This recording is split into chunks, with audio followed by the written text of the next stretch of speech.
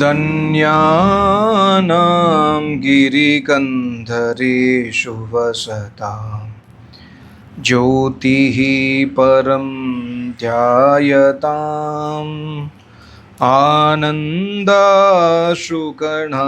पिबन्ति शकुना निःशङ्कमङ्केशयाः अस्माकं तु मनोरथोपरचित प्रसादवापि तट क्रीडाकाननकेलिकौतुकजुषा आयुः परं क्षीयते. ரொம்ப ரொம்ப அருமையான ஆனந்தமான ஸ்லோகம். பரத்ரிஹரி மகாராஜ் வைராக்கிய சதகம்ங்கிற புத்தகத்தில் சொல்கிறாரு, கிரி கந்தரேஷு வசதாம். கிரினா மலை, உங்களுக்கு தெரியும். கிரி கந்தரேஷுனா மலைக்குள் இருக்கும் குகையில் வசதாம் இருந்து கொண்டு, ஜோதிஹி பரம் தியாயதாம், பரம ஜோதி பரபிரம்ம பரமாத்மாவின் தியாயதாம், தியானத்தில் யார் இருக்கிறாங்க? தன்யானாம், யோகிகள். எங்கள் குருநாதருடைய வாழ்க்கையை பார்த்தீங்கன்னா, ரிஷிகேஷில் மேலே ஒரு மலைக்குள்ளே இருக்கிற ஒரு குகையில், அந்த குகை எவ்வளோ சைஸ்னால் குருநாதர் சொல்லுவார், ஒரு ஆள் உட்காந்து தவம் செய்யலாம், ஒரு ஆள் படுத்துக்கலாம், அவ்வளோதான் சைஸு. அந்த குகை கதவு கிடையாது, ஓப்பனாக இருக்கும். -, -20, -10, 0 டிகிரி. வெயில் காலத்துலேயும் 20 டிகிரி 25 டிகிரி மேக்ஸிமம் அந்த மலையில். தண்ணி அந்த பனி உருகி வரக்கூடிய தண்ணி, சின்ன அந்த கங்கை மாதிரி ஒரு சின்ன ஒரு நீர்வீழ்ச்சி இருக்கும் கொஞ்சம் தூரத்தில், அவ்வளோதான் தண்ணி. பாத்ரூம் ஃபெசிலிட்டி கிடையாது, எதுவுமே கிடையாது. அந்த மாதிரி ஒரு குகையில் எங்கள் குருநாதர் 50 வருஷமாக வசதாம் வாழ்ந்தார். தான் இங்கே இந்த சொன்னோடனே அது ஞாபகம் வருது. குருநாதர் சொல்லுவார், அதனால் அந்த குருநாதருக்கு பேர் என்ன ஆச்சுன்னா பன்கண்டி மகாராஜ்னு சொல்லுவாங்க.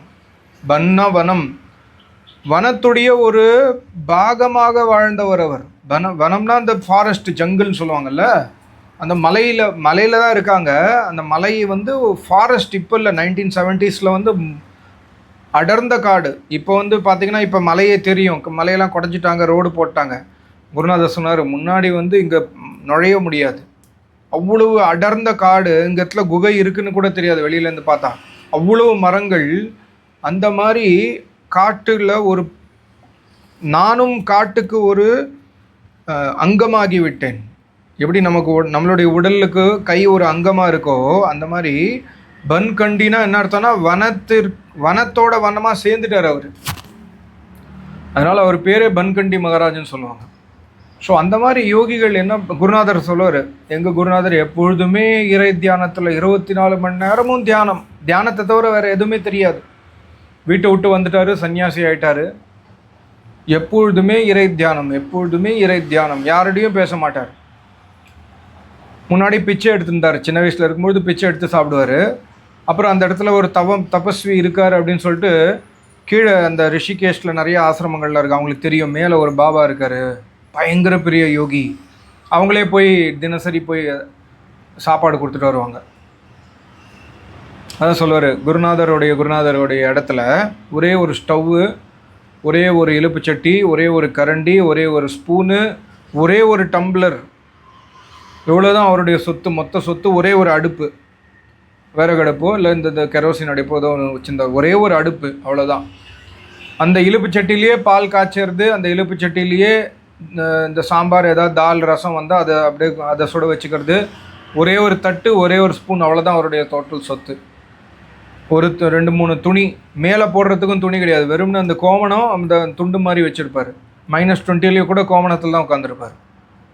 ஸோ இங்கே என்ன சொன்னோன்னே ஞாபகம் வருது, பரம் தியாயதாம், இறைவனுடைய தியானத்தில் இருக்கிற அந்த யோகிகள் தன்யானாம், தன்யர்கள், யோகிகள். ஆனந்த, பாருங்க இதோடைய பலன் என்ன ஆச்சுன்னா, ஆனந்த அஸ்ருகணான், ஆனந்த. அப்போ என்ன ஆகுன்னா அந்த அந்த மாதிரி இருக்கிற அந்த யோகிகள் சொல்லுவார், யோகி எப்பொழுதுமே பரம ஆனந்தத்தில் இருப்பார். இறைவனுடைய அந்த ஜோதியை தரிசனம் பண்ணிட்டு இறைவன்கிட்டேருந்து டைரெக்டாக ஞானம் கிடைக்கும். இறைவனோட பேசிகிட்டே இருப்பாங்க யோகிகள். ஸோ பயங்கர ஆனந்தத்தில், பரம் ஆனந்தம், அந்த ஆனந்தத்தில் இருக்கும் பொழுது கண்ணிலேருந்து தண்ணி வழியுமா. நம்ம ஆனந்த கண்ணீர் சொல்லுவோம் பாருங்களேன், அந்த மாதிரி யோகிகளுடைய கண்ணீர்கள் கண்ணிலேருந்து தண்ணி கொட்டுமா. இங்கேயும் சொல்கிறாரு ஆனந்த ஆசு. இந்தியில் ஆசுன்னு சொல்லுவோம். ஆசுன்னா கண்ணீர், அஸ்ரு சான்ஸ்கிரிட்டில். பிபந்தி ஷகுனா, அந்த வழியிற அந்த சொற்ற தண்ணியை குடிக்கிறதுக்கு பறவைகள் அந்த யோகிகளுடைய மடியில் உட்காருமா. சின்ன சின்ன பறவைகள், குருவிகள், புறா, அந்த மாதிரி சின்ன சின்ன பறவைகள் யோகிகள் இருக்கிற இடத்துல உட்காந்து அந்த தண்ணியை குடிக்கிறதுக்கு வருமா. அதுவும் இல்லாமல் நிஷங்கம், பயப்படாமல், ஒரு பயமும் கிடையாது. அந்த பறவைகள் நம்மக்கிட்ட உட்காராது. ஏன் இப்போ இங்கே பறவை உட்காந்துருக்கு, இங்கே உட்காராது, ஏன்னா நான் பிடிச்சிட்டேன்னு பயம். ஆனால் யோகிகள்கிட்ட அந்த பயம் இல்லை. அந்த பறவைக்கு தெரியும் இவர் நவரவே மாட்டார், கல் மாதிரி உட்காந்துட்டே இருப்பார். இது கல்லுன்னு பறவைகளுக்கு என்ன தெரியும்னா அந்த யோகியை கல் மாதிரி தான் பார்க்கும்.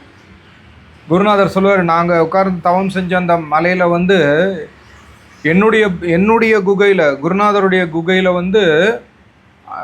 பெரிய குருநாதருடைய குகையில் கொஞ்சம் வசதி இருக்குது. என்னுடைய குகையில் அதுவும் கிடையாது. என்னுடைய குகையில் வெறும்னு பொந்து மட்டும்தான், சின்ன சின்ன சின்ன ஓட்டைகள். அந்த ஓட்டைக்குள்ளே எல்லா இடத்துலையும் பாம்பு.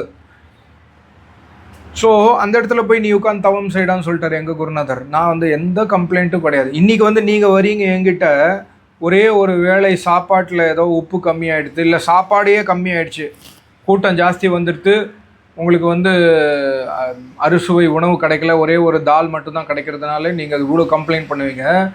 நான் உட்கார்ந்து தவம் செஞ்ச இடத்துல குருநாதர் சொன்னார், நீ போய் அந்த பொந்தில் போய் உட்காந்து தவம் செய். அந்த குகையில் போய், அந்த குகைக்குள்ளே நான் நுழைஞ்சா பார்க்குறாரு குருநாதர், எல்லா பக்கமும் பாம்பு. நான் அப்புறம் அந்த சாக்கால பாம்பெல்லாம் விரட்டி விட்டு போய் உட்கார்ந்தேன். திருப்பி பாம்பெல்லாம் வந்துடுது, ஆனால் பாம்பு கொத்தலை எங்களை. எங்கள் குருநாதரோட இடத்துலையும் பாம்பு வரும், என்னுடைய குகையில் பாம்பு இடத்துல தான் நான் இருந்தேன், ஆனால் எங்களை பாம்பு கொத்தலை. ஏன்னா அந்த பாம்புக்கு நான் ஜடமாக தான் தெரிஞ்சேன். அதே மாதிரி புலி தண்ணி குடிக்க போகும்பொழுது புலியும் தண்ணி குடிக்குமா அந்த இடத்துல. புலி, சிறுத்தை, லெப்பர்டுன்னு சொல்லுவாங்க பாருங்களேன், இல்லை அந்த மாதிரி அனிமல்ஸ் தண்ணி குடிக்குமா அந்த காட்டில். ஆனால் அந்த புலியும் ஒரு தடவை கூட எங்களை கண்ணுக்கு கண்ணாக பார்த்தது கூட கிடையாது. அதான் இந்த இந்த இந்த லைன் படிக்கும்பொழுது ஞாபகம் வந்தது, அதனால தான் இந்த வீடியோ. ஆனந்த ஆஸ்ருகணான் பிபந்தி, அந்த ஆனந்த கண்ணீரை, பரபிரம்ம பரம் ஜோதியை தியானிப்பதால் உருவாகும் அந்த ஆனந்த கண்ணீரை பருகுவதற்கு பறவைகள் அந்த யோகியின் மடியில் உட்காருறது. அப்படிப்பட்ட ஒரு ஆனந்தமான, எந்த சொத்து பத்து கிடையாது காட்டில் உட்கார்ந்து அவருக்கு, இறைவனை தவிர வேறு எந்த ரிலேஷனும் கிடையாது. எங்கள் குருநாதர் சொல்லுவார்,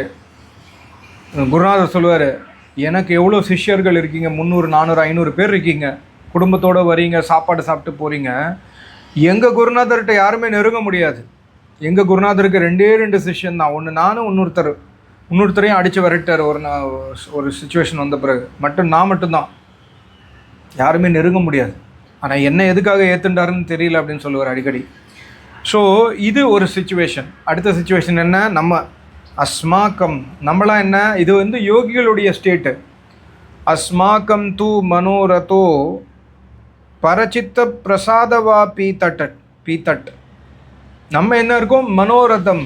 அஸ்மாக்கம் தூனா நம்மலாம் என்ன பண்ணுறோம், யோகிகள் இந்த மாதிரி தவம் செய்கிறாங்க, குகையில் இருக்காங்க, காட்டில் இருக்காங்க, ரொம்ப கம்மியான ஃபெசிலிட்டிஸில் தவம் செஞ்சு கம்ப்ளைண்ட் இல்லாமல் இருக்கும். நம்ம என்ன பண்ணுறோம், அஸ்மாக்கம் தூ, நம்ம மனோரதத்தில் இருக்கும். மனோரதம்னா கற்பனை உலகத்தில் வாழ்கிறோம். நான் வேலைக்கு போயிட்டு வீடு கட்டுவேன், கார் வாங்குவேன், BMW வாங்குவேன், அழகான மனைவி வரும், எனக்கு அழகான குழந்தை பிறக்கும், அந்த குழந்தை பிரிவினாய் கலெக்டர் ஆகும், IAS ஆகும், பிரைம் மினிஸ்டர் ஆகும். இந்த மாதிரிலாம் கனவுகள் படிக்கும்போது இந்த மாதிரி கனவுகள் வரும். கிரகஸ்தில் இருக்கும்பொழுதும் கனவுகள், பலவிதமான கனவுகள். மனைவிக்கு அது சில பெண்கள் எனக்கு தெரியும், கல்யாணம் ஆகிறதுக்கு முன்னாடி என்னுடைய கணவன் இப்படி இருப்பான்னு ஒரு கற்பனையில் இருந்துட்டு ரியாலிட்டி வரும்பொழுது வேறு மாதிரி ஆயிடுச்சு. ஸோ அவங்க கல்யாணம் ஆன பிறகு அவங்க ரொம்ப டிப்ரெஷன் ஆகிட்டாங்க. ஏன்னா கற்பனை உலகத்தில், மனோரத்தத்தில் நம்ம வாழ்ந்துட்டுருக்கோம். கல்யாணமான முன்னாடி ஒரு கற்பனை, ஆன பிறகு ஒரு கற்பனை, வயசான பிறகு என்ன 70, 65, 60 இயர்ஸ், 55 இயர்ஸ் வரும்பொழுது நான் ரிட்டையர் ஆன பிறகு கோவில் குளம் போவேன், இங்கே போவேன், அங்கே போவேன், பேரம் பேத்தியை கொஞ்சுவேன், நான் இது பண்ணுவேன், அது பண்ணு, கற்பனையில் வாழ்வோம். ரியாலிட்டி வேறு ஏதோ. ஸோ அதான் இங்கே சொல்கிறாரு, நம்ம அஸ்மாக்கம், நம்மலாம் வந்து கற்பனையில் வாழ்ந்துட்டுருக்கோம். ஆனால் யோகிகள் வந்து தவத்தில் வாழ்ந்துட்டுருக்காங்க. அவங்க வசதாம், அவங்களுடைய வாழ்க்கையே தவம், நம்மளுடைய வாழ்க்கையே கற்பனை.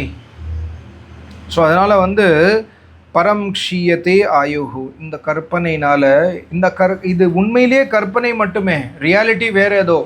நம்ம என்னெல்லாம் நினச்சி கற்பனை பண்ணுறோமோ அது எதுவுமே நமக்கு நடக்கிறதில்ல, மேக்ஸிமம் நடக்கிறதில்ல.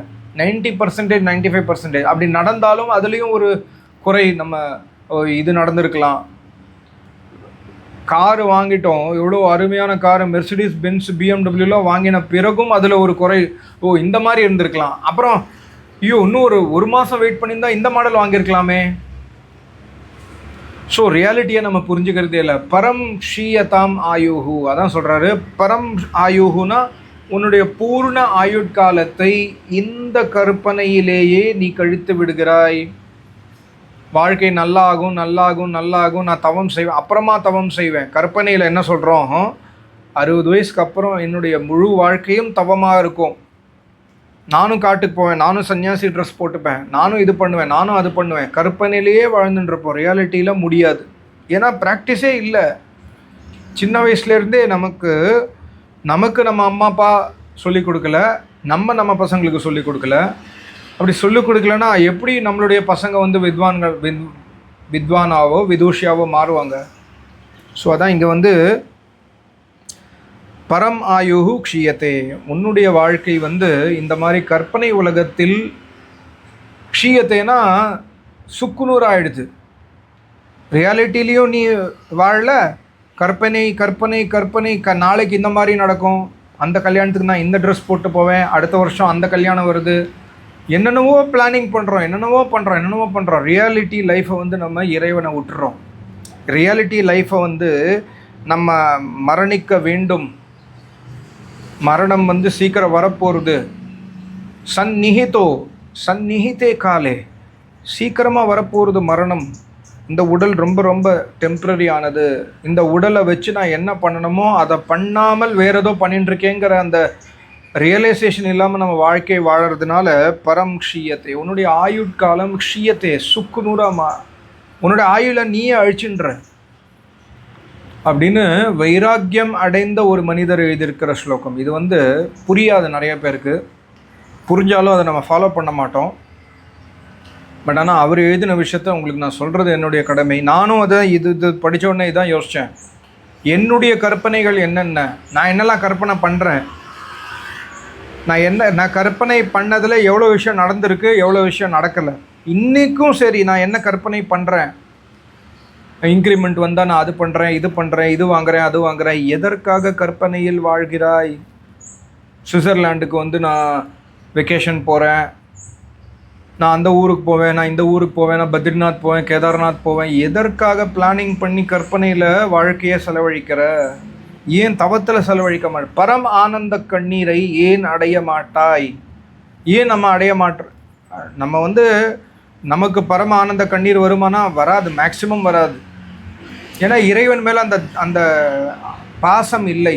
எதற்காக குருநாதர் சொல்வார், எதற்காக யோகிகளோட கண்ணிலேருந்து தண்ணீர் வருதுன்னா அவ்வளோ ஆனந்தம் அவங்களுக்கு, அவ்வளோ பாசம் இறைவன் மேலே, அவ்வளோ அன்பு இறைவன் மேலே. நமக்கு இருக்கிற அன்பு யார் மேலே இருக்குதுன்னு நீங்கள் யோசிச்சு பாருங்கள். நம்ம அழறது வந்து ஆனந்த கண்ணீர் விட்டாலும் நம்மளுடைய பசங்களுக்காக விடுவோம், நம்மளுடைய மனைவி வந்து திடீர்னு பழைக்க மாட்டான்னு சொல்லிட்டான், டாக்டர் பழைச்சிட்டாரு, அந்த மாதிரி சுச்சுவேஷனில் நமக்கு ஆனந்த கண்ணீர் வரும். இல்லாட்டி நடக்க முடியாத ஒரு காரியம் நடந்துருச்சு, லாட்ரி ஏதோ பணம் வந்துருச்சு, ரொம்ப கஷ்டப்பட்டு 4-5 தடவை எக்ஸாம் எழுதி 5ஆவது தடவை பாஸ் ஆகிட்டோம், இந்த மாதிரி சுச்சுவேஷனில் நமக்கு கண்ணீர் வரும். ஏன்னா நம்மளுடைய பாசம் இது மேலே தான், நம்மளுடைய பாசம் இறைவன் மேலே கிடையவே கிடையாது. ஸோ எவ்வளவு கற்பனையில் வாழறீங்கன்னு யோசிச்சு பாருங்கள். அந்த கற்பனையிலேருந்து வெளில வாங்க. கற்பனையிலேருந்து வெளில வந்தால் தான் தவம் செய்ய முடியும். தவத்திற்கு பேசிக் குவாலிட்டி என்ன?